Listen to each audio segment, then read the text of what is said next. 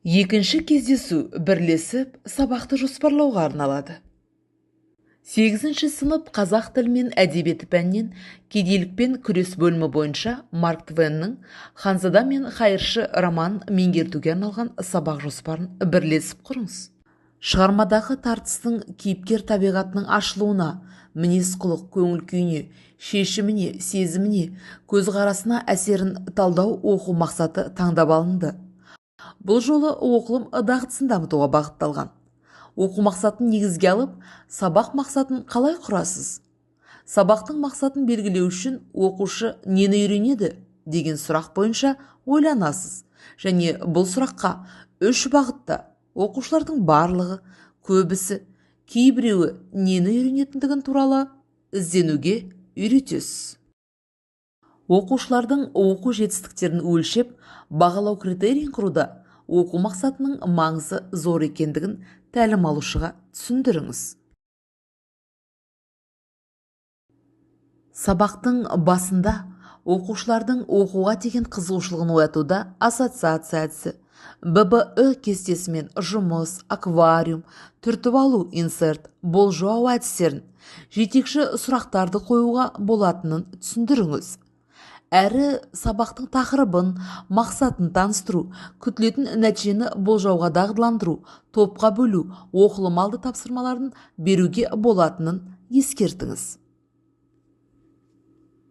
Сабақтың бастапқы кезеңінде оқушыларға оқуға ұсынылған шығарма Марк Твеннің «Ханзада мен қайыршы» романдағы кейіпкерлердің ерекшеліктері туралы парақшаны таратып, оның қай кейіпкерге қатысты екенін анықтау негізінде топқа бөлуді ұйымдастыруға болатынын айтыңыз. Сондай-ақ сабақтың бастапқы кезеңінде оқылым алды тапсырма ретінде жетекші сұрақты қоюдың да маңызы зор екенін ескертіңіз.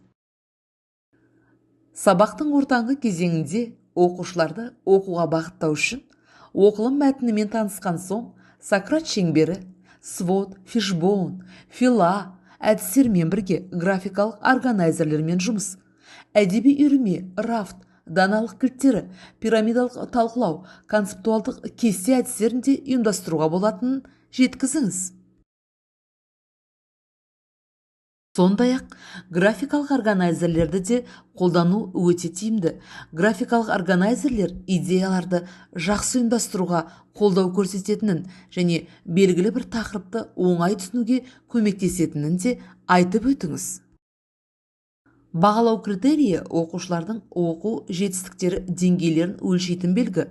Ал дескриптор дегеніміз оқушының жетістікке жету көрсеткіші немесе тапсырманың орындалу шарты. Сондықтан бірлесіп сабақ жоспарлауда дескрипторлардың нақты құралуына назар аудартыңыз. Сабақтың соңғы кезеңінде оқуды бекітіп, қорытындылау үшін оқушылар нені білді, нені үйренді деген сұрақтарға жауап алу үшін Попс формуласы, 2 түрлі түсіндірме күнделік, ұшақ, ыстық орындық, сәйкестендіру тесті, пікірталасқа негізделген әңгіме әдістерін тиімді қолданып, оқу мақсатына оралып, оқушылардың күтілетін нәтижеге қаншалықты жеткенін өздеріне бағалауға мүмкіндік бергеннің жөн екенін түсіндіргеніңіз абзал.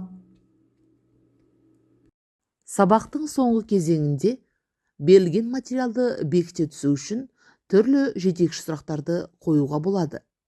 Ал бұл сабақта оқылымнан кейінгі жұмыс ретінде кедейлікпен күресу үшін не істеу қажет? Сіз Томның немесе Эдуардтың орнында болсаңыз, кедейлікпен қалай күресер едіңіз деген сияқты жетекші сұрақтарды да қоюға болады. Сонымен бірге, сабақтың соңғы кезеңінде оқушылардан бұл сабақ бойынша нені түйгенін білу үшін сіз рефлексия ретінде бүгінгі сабақтан қандай ой түйдіңіз? Жалпы сабақ бойынша қандай қорытындыға келдіңіз деген сияқты сұрақтарды қоюымызға болады. Сіздерге берілген кеңесіміз өте тиімді болды деп есептейміз.